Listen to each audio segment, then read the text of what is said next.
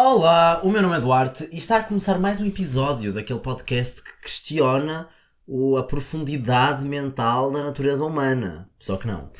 E este podcast que se chama... Surtossauro. Gente, hoje eu trouxe um assunto muito pertinente para toda a gente que me está a ver aqui. Ou a ouvir. Que é a minha vida.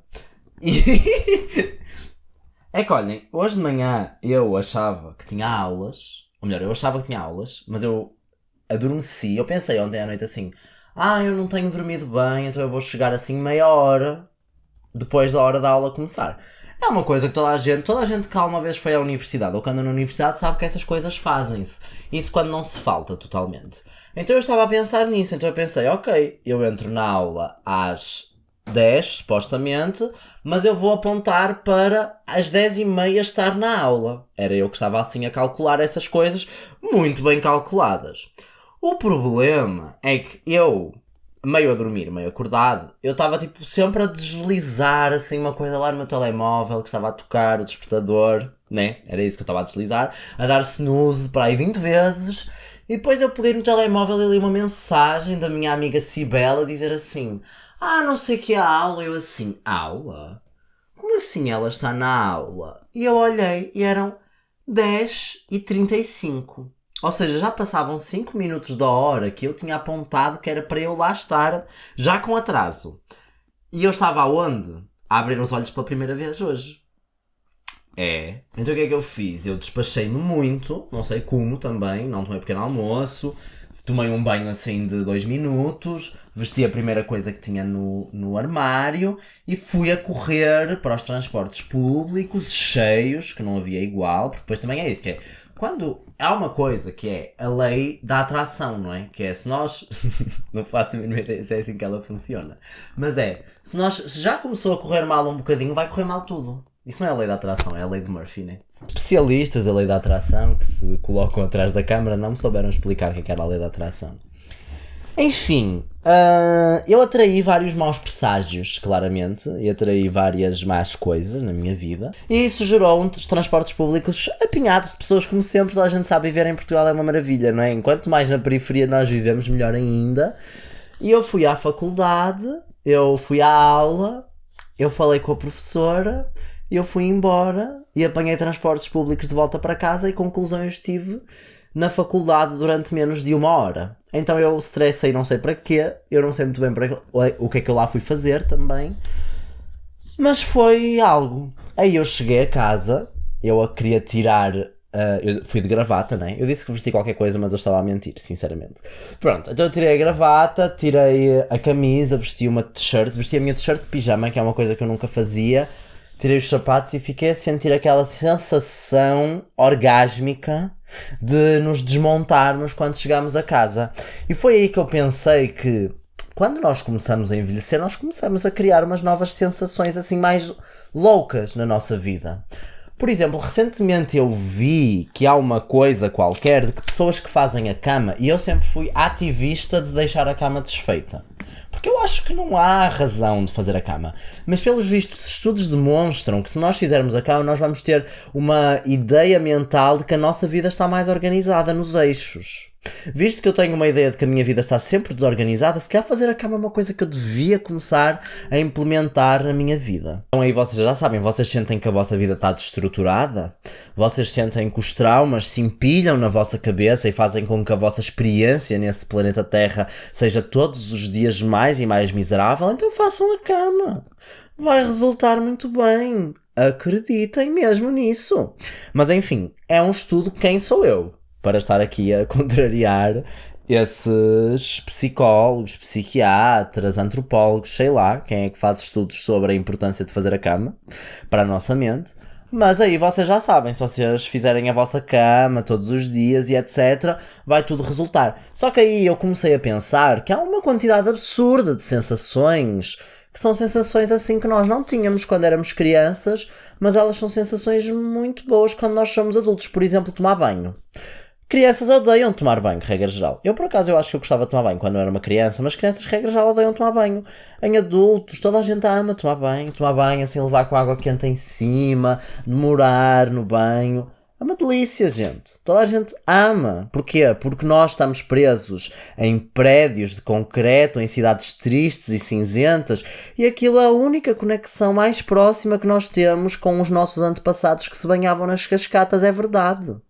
Nós estamos ali a ativar a nossa capacidade genética de nos banharmos em rios. Não temos essa capacidade, porque se vocês se forem banhar num rio, numa cidade, no século XXI, no Ocidente, vocês vão ver como é que vocês vão acabar, que é com peçonha, com doenças, com intoxicações alimentares, com micose, pé de atleta, tudo, petróleo se for preciso, químicos. É possível que dos joelhos para baixo vocês saiam só com osso, porque o químico que é alargado para o rio foi corroendo a vossa pele e o músculo e não sobrou mais nada, tanto que é a poluição. Se vocês mergulharem, vocês vão logo absorver assim meio quilo de microplástico e alguns macroplásticos também, vão ganhar assim, vão ficar com uma saca enfiada em cana narina.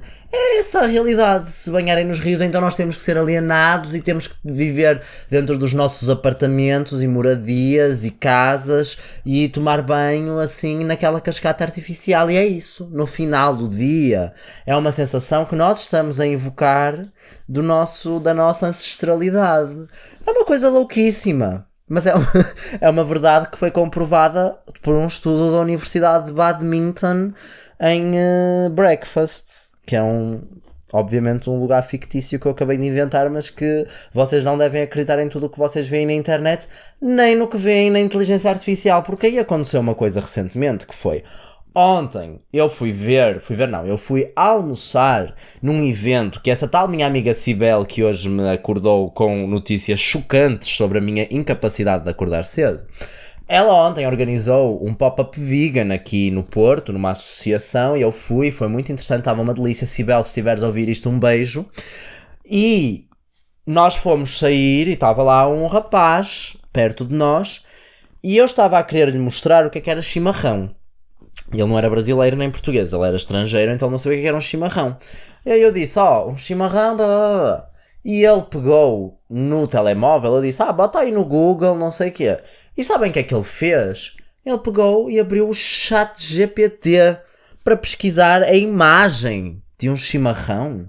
Agora é assim, um estrogonofe. A pessoa vai ao ChatGPT pedir uma imagem de estrogonofe ou uma breve descrição de estrogonofe. Que porra é essa? O que é que está a acontecer na nossa sociedade? As pessoas sabem que o ChatGPT e que outras inteligências artificiais gastam litros e litros de água. E está aqui a pessoa atrás da câmara a rir-se, porque há bocado eu também fiz uma pergunta e ele pegou no ChatGPT para pesquisar uma coisa que podia facilmente ser resolvida com uma pesquisa rápida no Google ou no DuckDuckGo, porque o DuckDuckGo não rouba dados, tá? Ou o Ecosia, qualquer um desses. Não usem Google. A gente aqui é contra o Google, tá? Estamos no YouTube sim, que é uma empresa que pertence à Google, mas isso é estritamente o necessário para nós divulgarmos a nossa atividade, porque nós aqui somos revolucionárias. Isto aqui é quase uma guerrilha, que inclusive vocês lembram-se que eu estou há para aí 10 episódios a dizer que eu vou pesquisar sobre plantação em guerrilha, que é aquelas sementes que se faz umas bombinhas de sementes com barro e atira-se para terrenos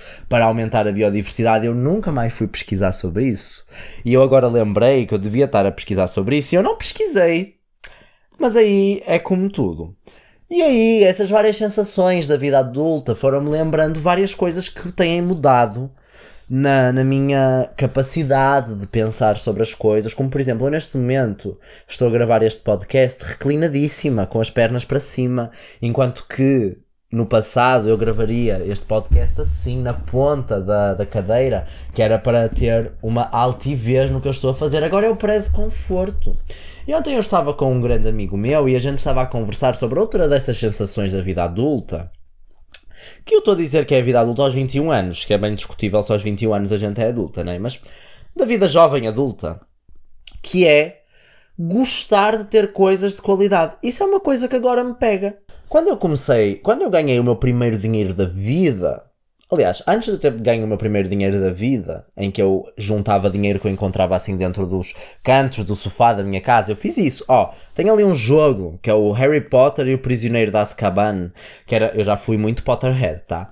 E eu fui à Sex, na altura, comprar em segunda mão esse jogo, e eu acumulei assim Era coisa, minha mãe mandava comprar pão, eu guardava assim os 20 cêntimos que sobravam do pão, eu metia assim as mãos no meio do sofá, eu apanhava, e eu fui juntando a grande quantia de para aí 5 euros, que era para isso que custava um jogo em segunda mão de PlayStation 2 na Sex. E eu acumulei essa quantidade de dinheiro, eu fui lá à loja com o dinheiro assim, não estou a perceber, tipo 2 mãos assim de trocos, e eu deitei lá na mesa, e eu disse assim, eu quero o Harry Potter e o Prisioneiro de Azkaban. Foi uma grande vitória para mim. Foi uma das primeiras compras que eu fiz com o dinheiro que eu muito sofridamente, não é sofridamente, é sofregadamente, acho eu, sei lá, não faço ideia. Não importa. Com o dinheiro que eu com muita dificuldade minerei dos cantos do meu sofá e dos trocos, às vezes aquela tia que dá no 1 euro para ir comer um gelado, que agora não há gelados a 1 euro, nós vivemos numa época de inflação terrível, em que o gelado mais barato que existe na geladaria que existe em todo lado, não é? Custa 1,20€ e não é vegan ainda por cima, porque o gelado vegan mais barato é de 1,40€, que é o Calipo. Perceberam? Que claro que é vegan, que aquilo é água, corante que pelo menos não é de origem animal, pelo que eu estive a averiguar recentemente, açúcar e um sabor, que também deve ser assim mais artificial, não entrou nem nenhum animal, nem nenhuma planta naquela produção daqueles sabores, nem nenhuma fruta, aquilo sabe a morango, mas deve ser feito de petróleo, para aí, aquele sabor. Enfim, não é o ponto é que eu estava a falar com esse meu amigo sobre agora, quando nós chegamos a uma idade, que é a idade dos 21 anos, essa magnífica idade tardia na vida, né? Poucas pessoas chegam.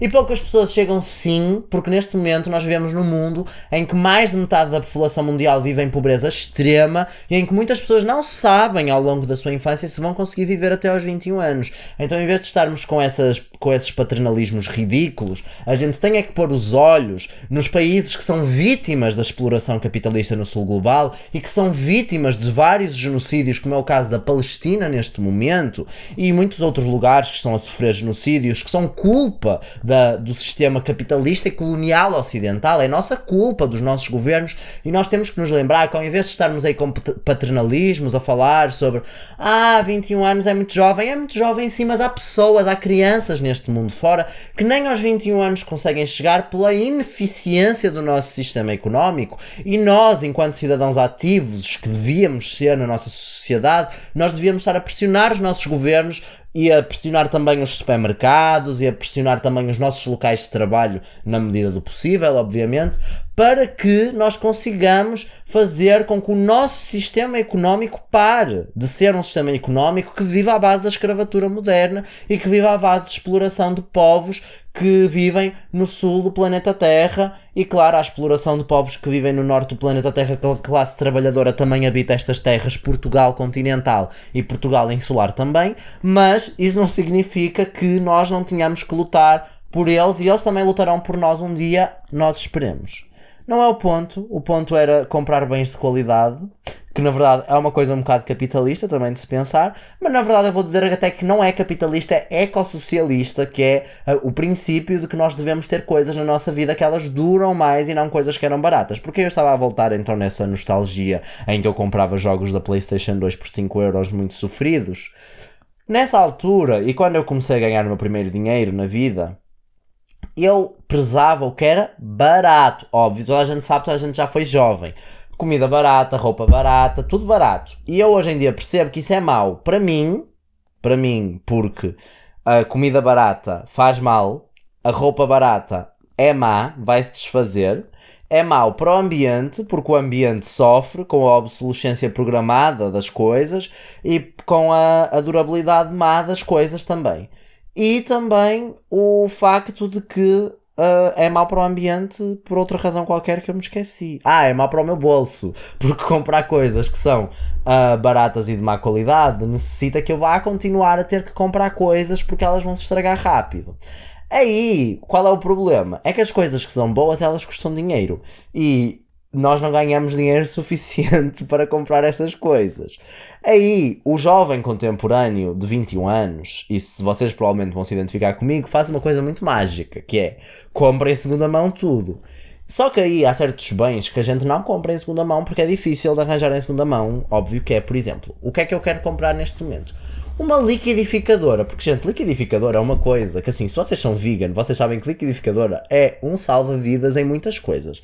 Uma liquidificadora dá para fazer batidos, dá para fazer hummus, dá para fazer pesto, dá para fazer um monte de coisas, que eu disse 3, mas dá para fazer muitas mais. E dá para fazer muitas mais, quando eu tiver uma liquidificadora eu vou descobrir ainda mais coisas que dá para fazer, tá? Só que aí eu já tive 2 liquidificadoras. Eu tinha uma liquidificadora muito antiga, comprei outra e as duas queimaram. Porquê é que elas queimaram? Porque as liquidificadoras é daquelas coisas que se elas forem de má qualidade, elas queimam, porque aquilo é um motor que está ali a sofrer com a força daquelas lâminas contra os alimentos, contra o gelo, contra isto, contra aquilo. Aquilo estraga-se, né? Obviamente. E aí, eu queria uma liquidificadora. Só que aí eu fui ver e realmente uma liquidificadora de qualidade é caríssimo. Só que aí, o que é que uma pessoa vai pensando? Nós temos que ir acumulando coisas. Outro bem de qualidade que eu quero. Um processador de cozinha. Esta é que eu descobri no trabalho recentemente, porque lá a gente usa processador de cozinha. Eu nunca tinha visto, não sabia que aquilo existia. Ou melhor, acho que já tinha visto, mas não sabia para que aquilo servia exatamente. E aí que eu percebi, aquilo é mágico, gente. É uma coisa que dá para picar coisas e é elétrico. E dá para fazer tipo, sei lá, dá para fazer um guacamole sem que ele fique tipo um sumo de abacate, né? Ou seja, dá para fazer um guacamole com pedacinhos. Gente, é uma coisa louca. Eu amei, aquilo é mágico, muito mágico. O problema é que não sei se há mais pequenos do que aquele, porque aquele é gigantesco. Mas aí, amazing, eu agora também quero um processador de comida. Outra coisa que eu quero, que também não me tem dado para comprar em segunda mão. Máquina de fazer pão. É que, vocês sabem que há umas máquinas de fazer pão que elas têm um temporizador, então vocês podem meter os ingredientes à noite, fechar a máquina e dormir, e quando vocês chegam, de manhã a máquina de pão tem o pão pronto. Sabias disso? Porque tu vendes máquinas de pão. Mas é amazing. Tipo, amazing! Eu amei essa função. Então eu vou comprar em segunda mão as máquinas de pão, porque a pessoa que está aqui atrás da câmara a vigiar o conteúdo que eu estou a produzir hoje está a dizer que elas são super caras. E a máquina de fazer pão também era uma coisa que eu queria, mas não é uma prioridade. Eu acho que eu só vou comprar mesmo a liquidificadora, porque o processador de alimentos é uma liquidificadora na mesma, né? Se nós pensarmos bem. E eu queria aquelas liquidificadoras que não custa a limpar, sabem? Aquelas liquidificadoras que é tipo só que aquilo vocês metem ao contrário, meio que a garrafa, e depois aquilo já sai a garrafa. Sabem como é que é? Eu quero uma dessas, porque essas aí parecem muito fáceis de limpar. Só que eu ainda não sei quanto é que elas custam. Tenho que fazer uma nova pesquisa de mercado, que eu do outro dia fui a uma loja e não tinha dessas. Só tinha uma dessas, mas custava tipo 100 euros. 120 euros para aí. Eu fiquei assim, hello, o que é isso? Uma liquidificadora que tem o tamanho de uma garrafa de sumo com palo, ainda por cima, custa este dinheiro? Não, não, não. Não, não diante dos meus olhos. Enfim, por fim, mas não menos importante, outro desejo que eu tenho tido da vida adulta é um cinto novo, porque o meu cinto ele ainda é feito de pele de vaca morta, que eu tenho o meu cinto ele já tem tipo 10 anos para aí, e eu sei que do outro dia tive uma situação muito embaraçosa, naquelas situações em que a gente tira cinto em frente a outras pessoas, vocês sabem, não vou precisar de explicar melhor, e o meu cinto desfez, caiu um pedação de pele de vaca assim no chão, e a pessoa ficou assim, caiu um bocado do teu cinto, e eu fiquei...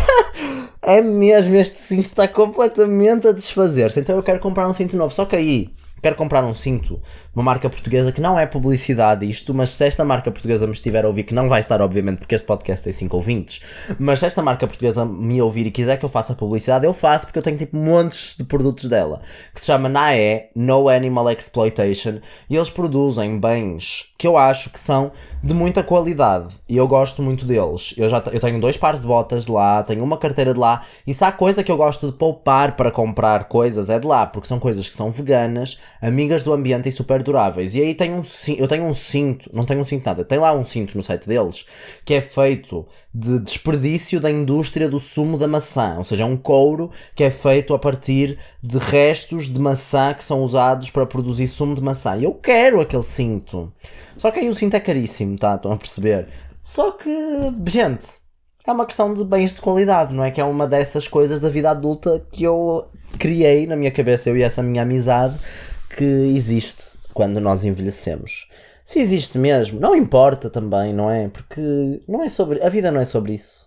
A vida é bué de cenas. Enfim. Outra coisa que eu gostava de falar agora é, na verdade, uma espécie de recomendação cultural, porque eu não vou recomendar nada hoje. Porquê? Porque eu inventei no último episódio, já mudei de ideias. Hoje não pensei em nada, não me lembrei de nada para recomendar aqui. Então o que eu vou recomendar é uma frase desse grande dandy do século XIX, que foi assassinado às mãos da monarquia assassina inglesa homofóbica, que assassinou esse nosso querido Oscar Wilde, autor gay em segredo, ou bissexual, não faço ideia, também não importa, não sei porque é que eu estou a dar detalhes sobre a vida dele. O que importa sobre o Oscar Wilde, essa grande mana da época, é que ele escreveu uma frase que eu acho que é uma frase que, se eu alguma vez tatuasse uma frase que não foi escrita por mim, seria esta. E esta frase, ela está escrita no candeeiro da minha mesinha de cabeceira, que é: Always forgive your enemies. Nothing annoys them so much. Ou, perdoa sempre os teus inimigos. Nada os aborrece tanto. E isso, para mim, é uma coisa que... Essa frase sempre fez muito sentido para mim, porque eu sinto que eu sempre fui uma dessas pessoas. Mas na fase da vida em que eu cheguei, que é uma fase da vida 21 anos, ou seja, é só um surto que está a acontecer, porque não é fase nenhuma da vida diferente. Mas nesta fase em que eu cheguei, pode ser falta de B12 toda esta conversa. Tá? Posso ter que suplementar um pouco mais, não faço análise há muito tempo.